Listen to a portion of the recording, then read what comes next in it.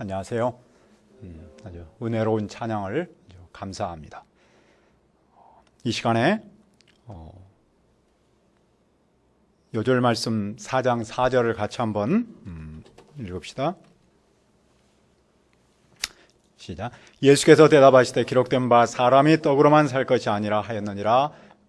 은혜로우신 아버지 하나님, 우리와 함께 하신 하나님의 은혜를 감사합니다. 이 시간 예배하기를 원합니다. 성령 하나님께서 누가복음 말씀을 축복하여 주시옵소서. 감사하고 예수님의 이름으로 기도합니다. 아멘.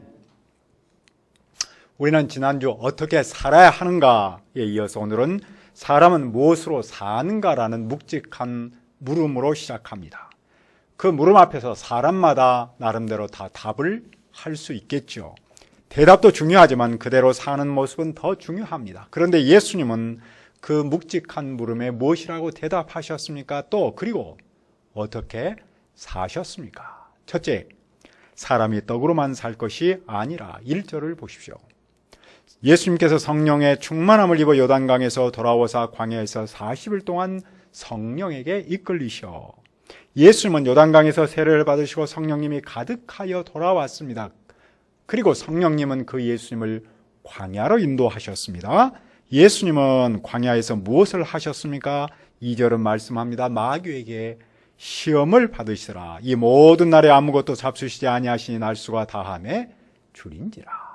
마귀는 비방하는 존재인데 히브리어 사탄을 헬라어로 번역한 겁니다. 마귀는 실존하는 존재이며 하나님의 피조물입니다. 마귀는 끊임없이 하나님과 하나님을 따르는 사람을 시험해서 어둠의 세계로 이끌고자 합니다. 마귀는 에덴 동산에서 뱀으로 나타나 하와를 유혹했습니다. 그 마귀가 오늘은 예수님을 시험합니다. 실은 성령님께서 예수님을 시험하도록 하신 것이죠. 성령님은 왜 그렇게 하셨습니까? 성령님은 예수님을 하나님의 아들이 되기 위한 자격시험을 보도록 하신 것이 아니죠. 성령님은 하나님의 아들로서 예수님이 시험을 받도록 하신 겁니다. 동시에 완전한 사람으로서 시험을 받도록 하신 겁니다. 왜냐하면 인류의 조상 아담이 에덴 동산에서 마귀의 시험에 졌기 때문입니다. 그 후부터 인류는 죄와 죽음의 지배를 받았습니다. 하나님의 아들 예수님은 바로 그런 사람을 구원하러 오셨습니다. 따라서 예수님은 마귀의 시험을 이기셔서 구원자심을 온 세상에 선포하시고 드러내셔야만 하신 것이죠. 그때 예수님은 어떤 상태였습니까? 예수님은 40일 동안 아무것도 드시지 않았습니다. 예수님은 몹시 굶주리셨습니다. 예수님이 하나님의 아들이시라는 그 신분이 당신의 배고픔을 해결하는 데는 전혀 도움을 주지 않았습니다. 예수님은 육체적으로 가장 연약한 상태에 있었습니다. 그러면 마귀의 첫 번째 시험은 무엇입니까? 3절을 보십시오. 마귀가 이르되 네가 만일 하나님의 아들이거든 이 돌들에게 명하여 떡이 되게 하라. 이런 말입니다. 당신은 하나님의 아들이다. 하나님의 아들로서 그 능력도 있다. 그런데 왜 굶주리며 허기진 고통을 참는가? 그 능력으로 빵을 만들라. 마귀는 하나님의 능력으로 배고픔을 해결하라고 시험합니다. 그것이 왜 시험입니까? 삶의 우선순위를 바꾸기 때문입니다. 지금 예수님께 가장 중요한 문제가 빵처럼 보입니다. 예수님의 능력을 빵 만드는 일에 써야 할 것처럼 보입니다. 그런데 그 능력을 빵 만드는 데 쓰면 예수님께서 이 땅에 오신 목적도 흔들리고 사람이 무엇으로 사느냐의 문제도 흔들리죠. 예수님은 사람을 죄와 죽음에서 구원하기 위해서 오셨습니다. 예수님은 그 능력을 그 일을 위해서 써야 합니다. 그런데 당장 빵이 절박하니 그 능력을 빵 해결을 위해서 써야만 할 것처럼 보입니다. 그래서 마귀의 시험은 시험이죠. 그러나 예수님의 대답은 무엇입니까? 4절을 다시 한번 우리 읽읍시다.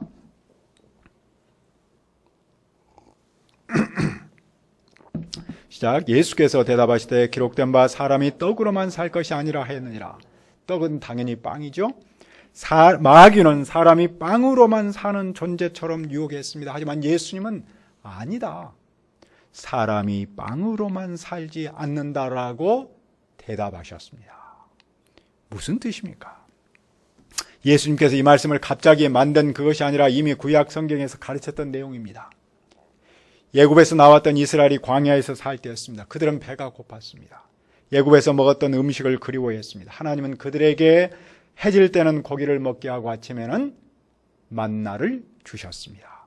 하나님께서 그렇게 하신 목적은 사람이 빵으로만 사는 것이 아니라 여호와의 입에서 나오는 말씀으로 사는 줄을 깨닫도록 함이었습니다. 사람은 무엇으로 삽니까?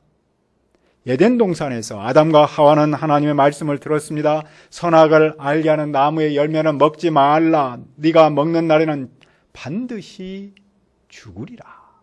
이것은 사람이 하나님의 말씀으로 사는 존재임을 가르친 겁니다. 하지만 하와가 뱀의 유혹을 받고 그 열매를 보자 식탐이 돌았습니다. 여자가 그 나무를 본즉 먹음직도 하고 보암직도 하고 지혜롭게 할 만큼 탐스럽게 한 나무인지라. 여자가 그 열매를 따먹고 자기와 함께한 남편에게도 주매 그도 먹은지라.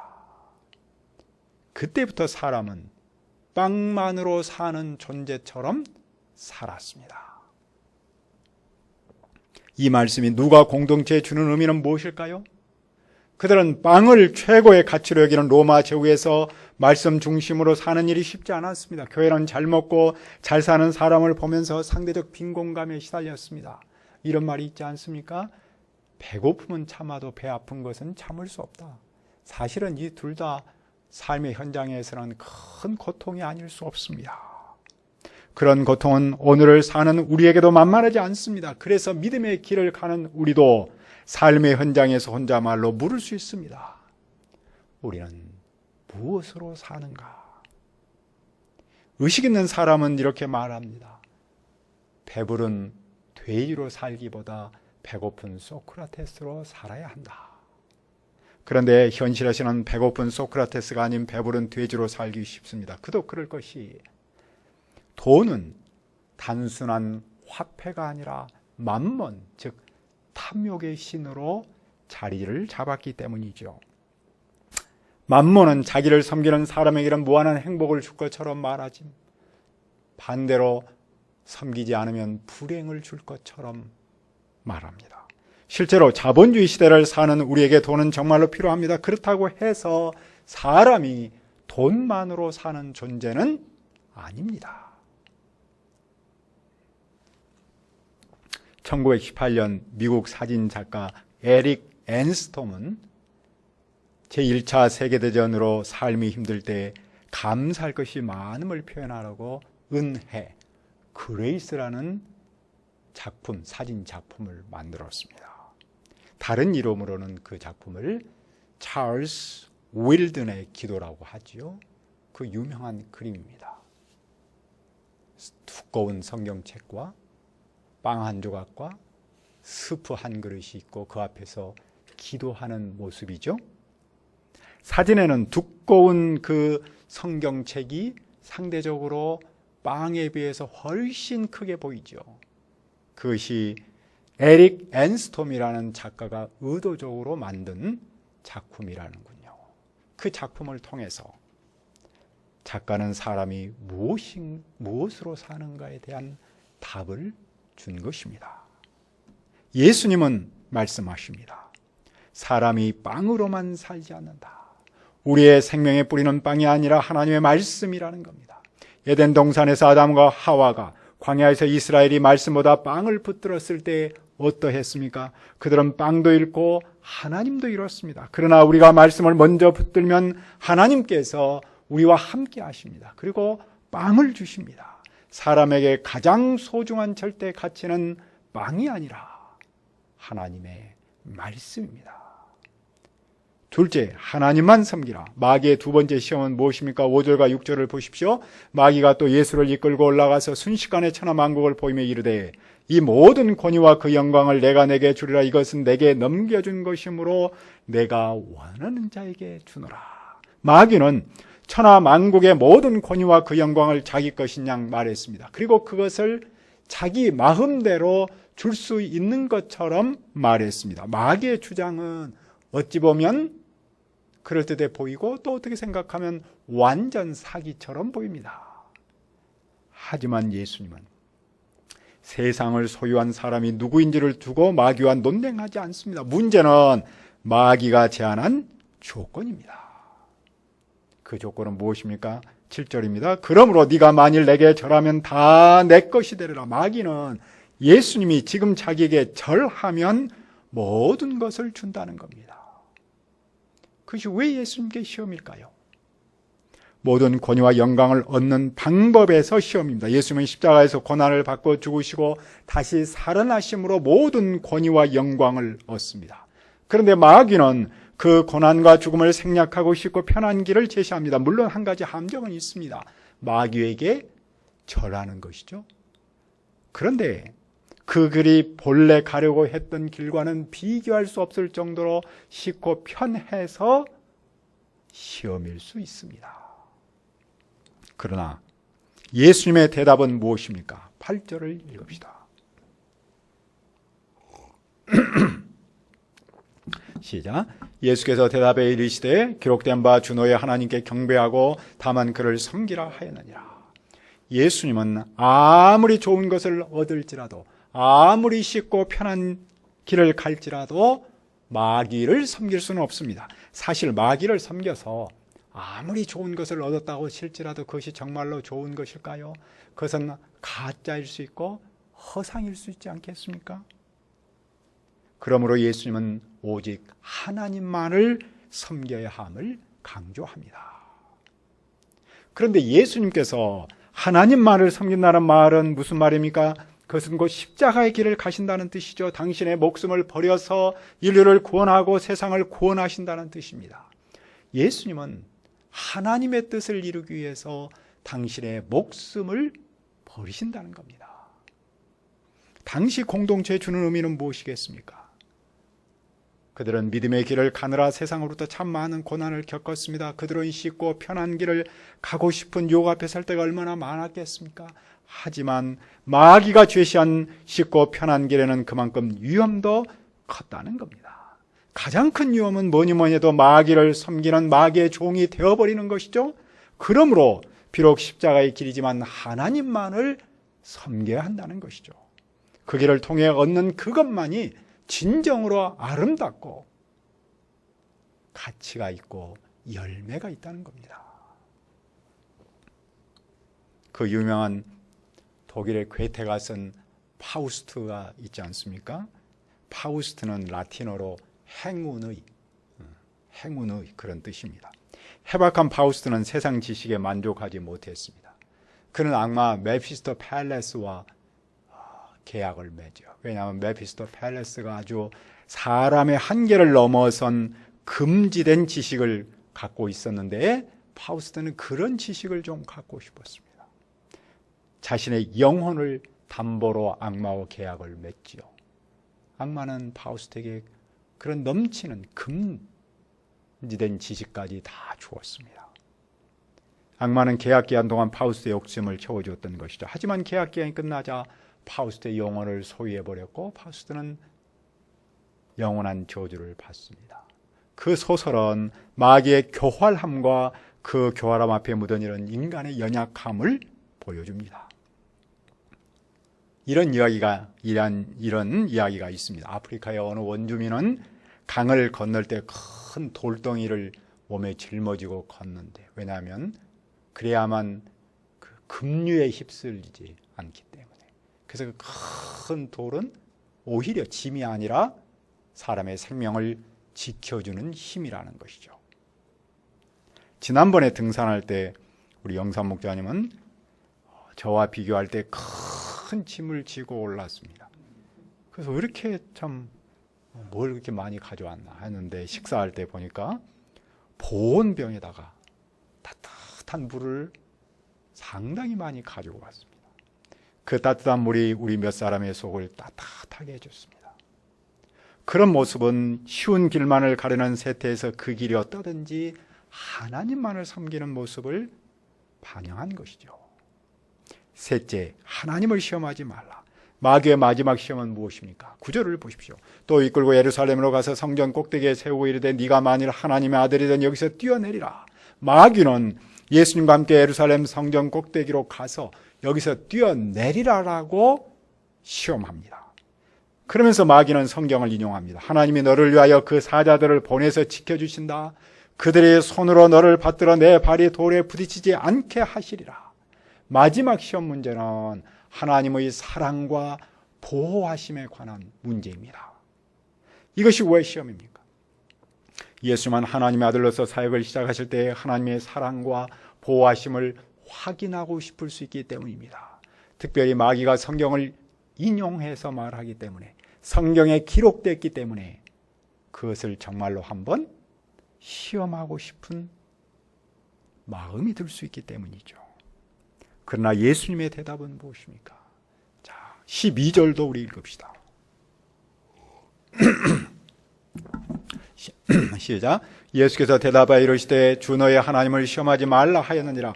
예수님은 단호하십니다. 하나님을 시험하지 말라. 이 말씀은 신명기 6장 16절의 인용입니다. 광야에서 이스라엘은 여호와의 말씀대로 옮겼는데도 물이 없었습니다. 당연히 그들은 힘들고 고통스러웠습니다. 그런 그들은 원망하고 불평했습니다. 여호와를 시험했습니다. 여호와가 우리 중에 계시는가 안 계시는가. 모세는 이 사건을 예를 들며 하나님을 어떤 상황에서도 시험해서는 안 된다는 메시지를 주었습니다. 예수님은 이 말씀을 통해서 하나님은 믿고 따라야 하는 분이지 시험할 그런 분이 아니라는 사실을 분명하게 선언하십니다. 예수님이 성전 꼭대기에서 뛰어내린다면 그것은 하나님을 시험하는 행위입니다.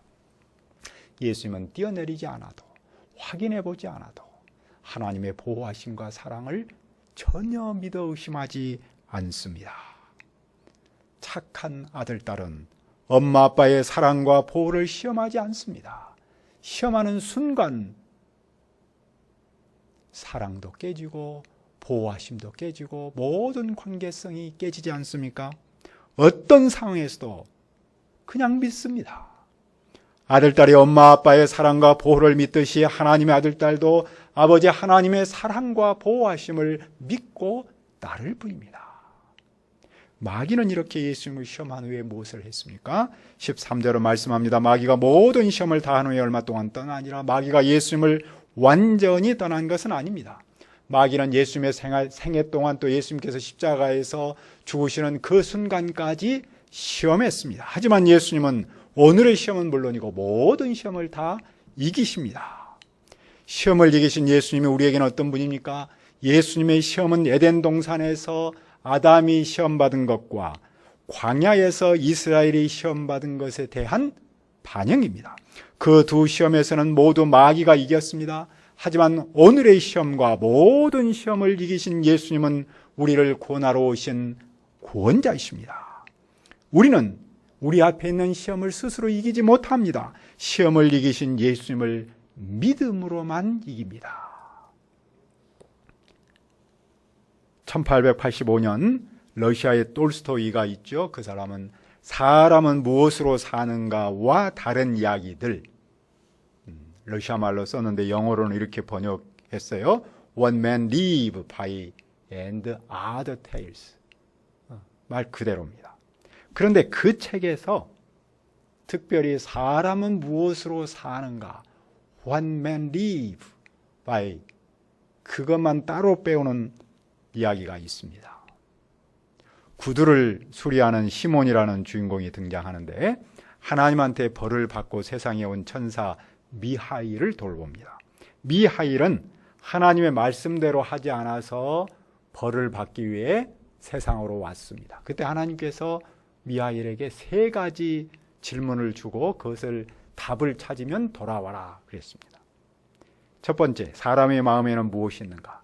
두 번째, 사람에겐 자기 미래를 내다보는 지혜가 있는가? 그리고 마지막으로 사람은 무엇으로 사는가? 미하일은 알몸으로 차가운 길바닥에서 웅크리고 있던 자신을 시몬이 대접하는 것을 보고는 사람의 마음에는 하나님의 사랑이 있음을 깨달았습니다. 또 귀족 신사가 1년을 신어도 끄떡없는 구두를 주문하면서 자기가 곧 죽을 줄을 모르는 것을 보고는 사람에게는 미래를 보는 지혜가 없다는 사실을 알았습니다. 마지막으로 엄마를 잃은 아이를 사랑으로 키우는 부인을 보고서는 사람은 사랑으로 산다는 사실을 깨달았습니다.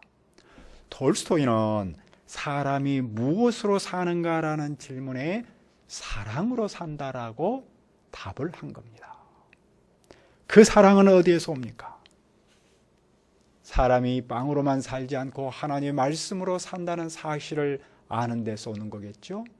그리고 오직 하나님만을 섬기고 그분을 시험하지 않는 그런 삶에서 하나님의 사랑이 나오고 그 하나님의 사랑으로 사람은 사람을 사랑하며 살아가는 것입니다. 그러므로 우리는 무엇으로 삽니까? 우리가 빵이 아닌 말씀으로 살고 하나님만을 경배하며 살고 그분을 시험하지 않음으로 살아서 우리 앞에 있는 많은 시험을 능히 이길 수 있기를 기도합니다. 은혜로우신 아버지 하나님, 오늘 예수님께서 시험을 받으시고 이기신 것을 믿습니다. 우리가 빵이 아닌 말씀으로 살고 하나님만을 경배하며 살고 그분을 시험하지 않음으로 살아서 승리할 수 있기를 기도합니다. 감사하고 예수님의 이름으로 기도합니다. 아멘.